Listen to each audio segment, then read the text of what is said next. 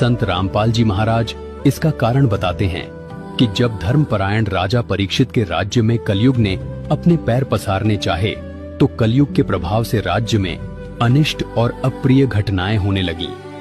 तब राजा परीक्षित ने धर्म की रक्षा हेतु कलयुग का विनाश करने का संकल्प लिया। मृत्यु को सामने देखकर भयभीत कलयुग राजा के चरणों में गिर पड़ा और करुण पुकार करते हुए प्राण भिक्षा मांगने लगा। राजा परीक्षित अत्यंत दयालु थे। उन्होंने उसे क्षमा कर दिया, परंतु कलयुग ने राजा से अपने रहने के लिए स्थान मांगे। तब राजा ने उसे केवल 4 स्थानों पर रहने की आज्ञा दी। पहला, जहां शराब का सेवन होता हो। दूसरा, जहां परस्त्री गमन अर्थात वेश्यावृत्ति हो। तीसरा, जहां जुआ खेला जाता हो।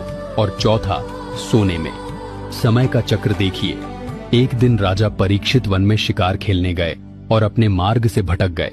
उस समय उनके सिर पर सोने का मुकुट सुशोभित था। कलयुग को अवसर मिल गया और वह एक सूक्ष्म मक्खी का रूप धारण करके उसी स्वर्ण मुकुट पर बैठ गया। मार्ग खोजते हुए राजा एक आश्रम में पहुंचे। वहां एक ऋषि अपनी गहरी समाधि में लीन थे। राजा ने उनसे नगर का मार्ग पूछा, परंतु समाधि में होने के कारण ऋषि मौन रहे।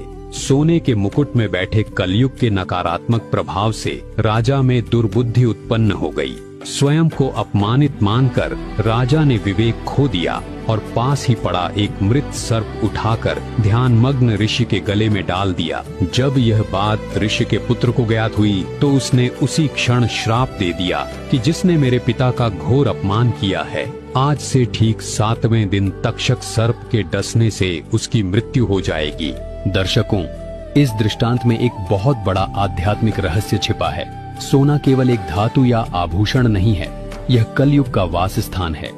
जिसके शरीर पर या घर में सोने का वास होता है, वहां कलयुग अपनी नकारात्मक ऊर्जा, क्लेश और दुर्बुद्धि लेकर अवश्य प्रवेश करता है। यही हमारी मानसिक परेशानियों और पारमार्थिक पतन का कारण बनता है। दर्शकों, संत रामपाल जी महाराज का अपने सर्व शिष्यों को सख्त आदेश है, जो जुआ खेलेगा, जो व्यभिचार स्त्री पुरुष करेगा, जो शराब आदि नशीले पदार्थों का सेवन करेगा और स्वर्ण को घर पर रखेगा या अन्य तरीके से प्रयोग करेगा, उसको मिशन से निकाल दिया जाएगा और इस आदेश का सख्ती से पालन भी कराया जाता है। संत रामपाल जी महाराज हमें इसी शाश्वत सत्य से आगाह करते हैं। उनका प्रत्येक वचन और प्रत्येक दिशा निर्देश पूर्णतः शास्त्रानुकूल होता है। उनकी सफलता और सत्य मार्ग का यही रहस्य है कि वे मनमुखी साधना को छोड़कर शास्त्र प्रमाणित भक्ति विधान बताते हैं।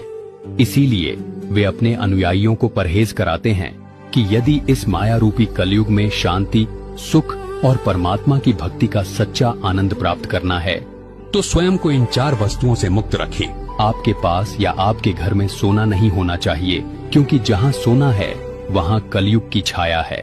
इसी प्रकार जहाँ शराब पीते हैं, जुआ खेलते हैं और व्यभिचार करते हैं, वहाँ पर भी कलयुग का प्रभाव रहता है, जो परेशानियों का महाकारण है। इसलिए संत रामपाल जी महाराज जी के भक्त न सोना पहनते हैं, न घर में संग्रह करते हैं, न ही शराब पीते हैं, न ही नशीली पदार्थों का सेवन करते हैं, न ही व्यभिचार करते हैं, न ही जुआ खेलते हैं। उनके लिए सोना मिट्टी के समान है तथा नशीली वस्तुएं प्रयोग करना, जुआ खेलना, व्यभिचार करना विष के समान है। जब किसी समाज की सोच बदल जाती है और वह भौतिक आडंबर से ऊपर उठ जाता है, तो स्वाभाविक है कि उस वस्तु का आकर्षण और मूल्य दोनों गिरते हैं।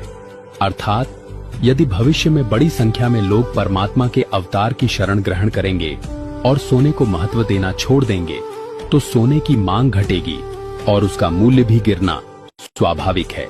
यहाँ से श्री काशीनाथ मिश्र की भविष्यवाणी भी संत रामपाल जी महाराज की ओर संकेत करती प्रतीत होती